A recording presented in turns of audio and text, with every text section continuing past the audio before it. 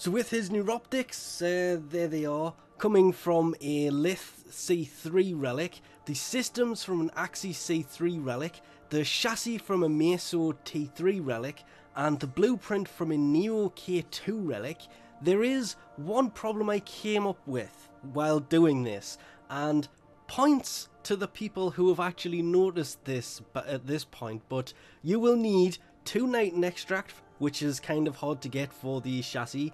There is 4 neurodes on the neuroptics, and 2 argon crystals needed for the systems. And for those who haven't actually noticed this, yeah, it's polymer bundles that's stopping me from going any further with this at the moment. And we all know the big difference between the two when it comes to primes, apart from the added advantage in the void. They did talk about adding more to them. That didn't really come to be a thing. It's all just visual. Obviously there is 50 extra energy, 75 extra armor, which makes him much more tankier than his normal version, but it's a visual thing more than anything else.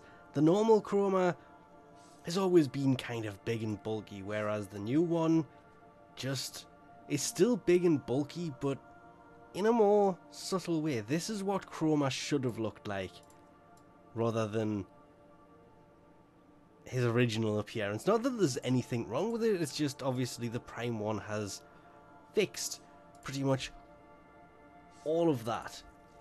And to top it off, there is a V, 2 dashes, a D, a V in the aura, and I always forget about these things. Nope, empty as always. Of course, the first thing that you need to know about any Chroma is his passive is word for word, chosen energy colour dictates the type of elemental damage dealt by abilities. That's because his first ability, you will either be spitting fire, ice, toxin, or electricity, or a combination of whatever colour you put on. Of course, ice being white, fire being his default orangey colour, blue being electricity, and green being toxin. Elemental Ward works the same kind of way, but that's more of a defensive based ability, and I love the fact that it goes by energy colour. This will be a great augment for Ember, by the way. I've mentioned this before. Anyway, Vex Armour, it's less kind of effective towards Vex Armour for what colour you choose, because that's based on, basically when you have it, if you take shield damage, your armour goes up. I was keep going to get them backwards, but it's shield hits, your armor goes up, health hits, your damage goes up.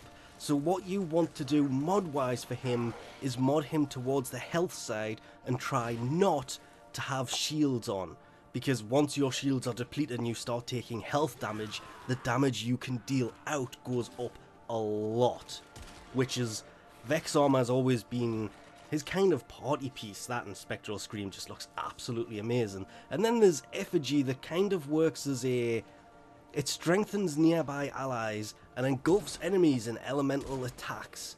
It basically draws them in, kind of like the Sentinel does, which I happen to have equipped constantly.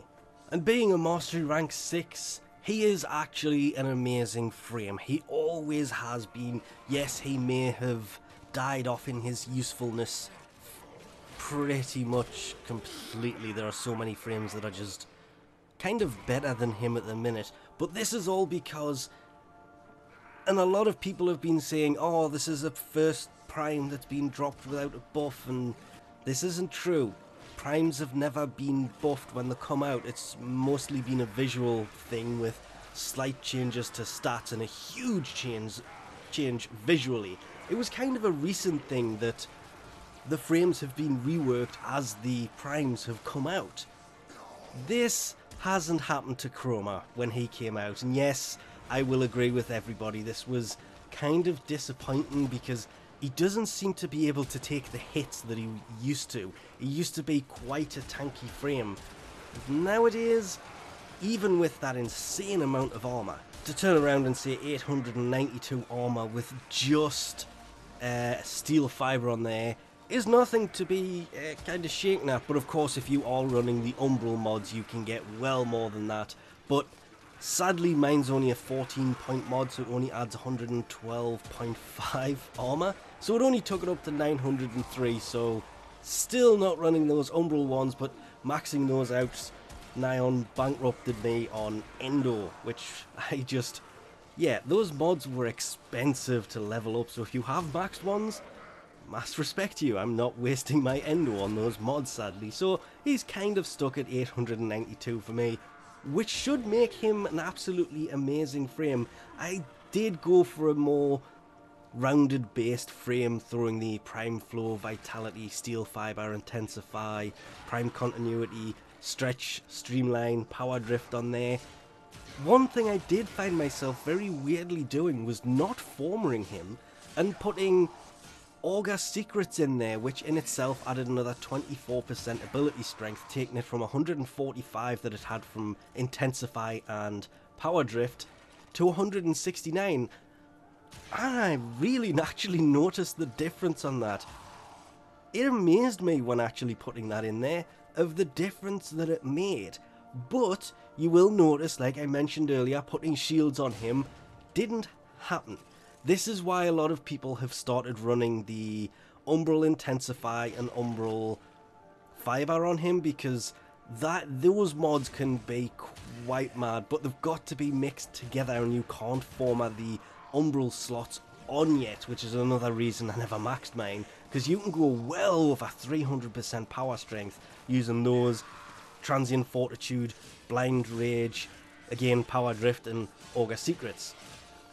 Yes, it is Augur Secrets. I keep having to second guess that because it's a weird name. We all know that eventually he will be reworked, and hopefully really respectively reworked, because his abilities and everything still work really well together. It just seems that his ability to tank isn't there anymore, which is kind of a letdown. Yeah, you can now get Chroma Prime because he's a Mastery Rank 6 before you could get normal Chroma because he's hidden behind a quest, but is it really worth it? If you really want Chroma, then obviously there's a giant yes to that one, because it's the visuals of him that really kind of saved this frame from being classified as nothing more than mastery fodder if you already have Chroma. Yes, there's an increase to armor, there was an increase to energy to 850 if you throw Prime Flow in there, but other than that, it was just visual things, and this is true for every Prime. All Primes are a visual change, and always for the best. Chroma has never, ever looked this good. His deluxe skin looks nice, his normal skin is kind of based more on a dragon than anything else, which obviously makes sense being the dragon frame. But now, with the golden dragon and those wings from his 4th ability, he's got to be the nicest looking Prime frame. Rework aside, we all know that will come eventually, and it shouldn't be taken as a downside to him. When it comes, it'll come. Hopefully it'll fix his survivability. But just visually, this has just got to be one of the nicest looking Primes that's ever come. Depending on, of course, upon personal taste. I mean, I'm still kind of liking the Revenant as one of the best normal looking frames, but let's be honest, nothing really looks as good as Frost. But then again, I'm just being picky because I use Frost more than anything else. But anyway, we'll leave this off here for now. Thanks for watching, and I'll catch you next time.